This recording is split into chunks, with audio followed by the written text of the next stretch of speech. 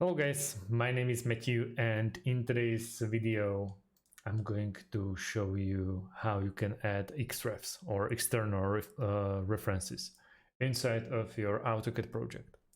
So first of all, I already have something going on for me, and the only thing that I'm missing right now is some kind of external reference. For example, some kind of how to explain it, some kind of reference, to be honest. Sorry for stuttering. So what we have to do, we have to go to insert option in top left corner of our screen. In top left corner we have couple of options, tons of it actually, and we can simply click on attach.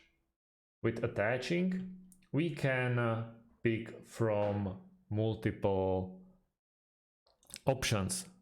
We have PDF and so on and so on.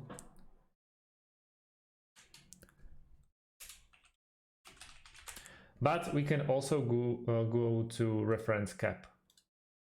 And if we click on this little arrow in here, external references, it will open this little window that we can utilize. So at the moment we can right click in here, since we have only drawing number 1, and then we can attach drawing, DWG, attach image, DWF, DGN, and also PDF. So we can go and attach image, for example.